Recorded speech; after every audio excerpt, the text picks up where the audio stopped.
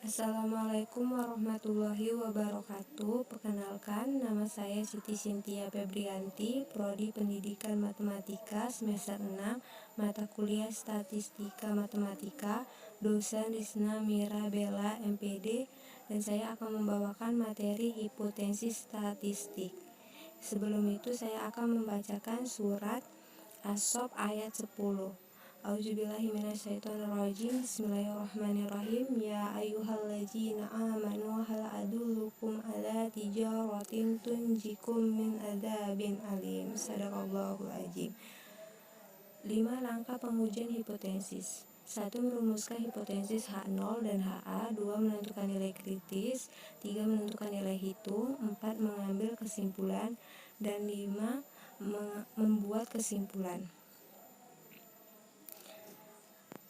Hipotesis berasal dari bahasa Yunani, hipo berarti lemah, tesis berarti teori, yang dimana sehingga dapat diartikan sebagai pernyataan yang masih lemah kebenarannya dan perlu dibuktikan atau dugaan yang sifatnya masih sementara.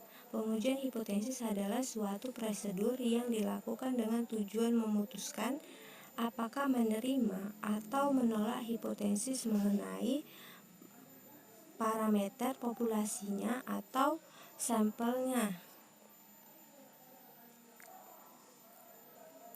Pasangan hipotesis yaitu 1. Hipotesis 0.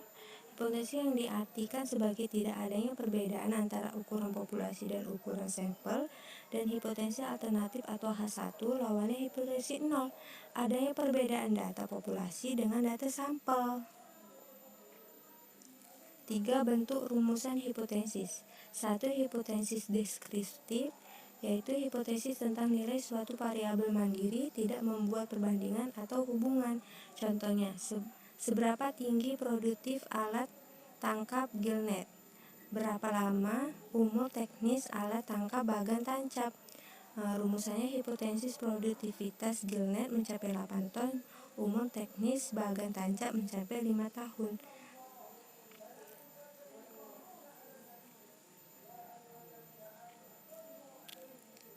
2. Contoh hipotesis bentuk rumus hipotesis parameter, yaitu pernyataan yang menunjukkan dugaan nilai dalam suatu variabel atau lebih pada sampel yang berbeda. Sebagai contoh rumusan hipotesis kooperatif, apakah ada perbedaan produktivitas gillnet di situ bolong dan proboligon? Apakah ada perbedaan efektif Traul dan Cantrell? Rumusan hipotesis yaitu H0 V1 sama dengan V2, HA V1 tidak sama V2, dan yang efektifnya H0 V1 sama dengan V2, HA V1 tidak sama V2.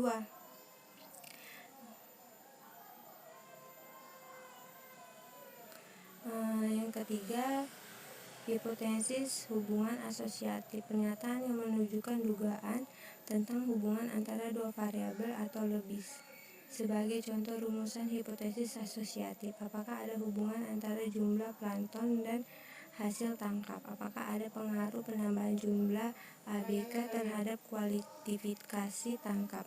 Rumusan hipotesis, tidak ada hubungan antara jumlah plankton dengan hasil tangkap. H0 rho sama dengan 0, HA rho tidak sama 0, tidak ada pengaruh penambahan jumlah ABK terhadap kualifikasi hasil tangkap. H0 rho sama dengan 0 dan HA rho tidak sama 0. Jenis galat. Galat jenis 1 penolakan H0 yang benar, galat jenis 2 penerima H0 yang salah. Ciri-ciri hipotesis yang baik. Hipotesis harus menyatakan hubungan, hipotesis harus sesuai dengan fakta, hipotesis harus sesuai dengan ilmu, hipotesis harus dapat diuji, hipotesis harus sederhana, hipotesis harus dapat menerangkan fakta. Prosedur pengujian hipotesis.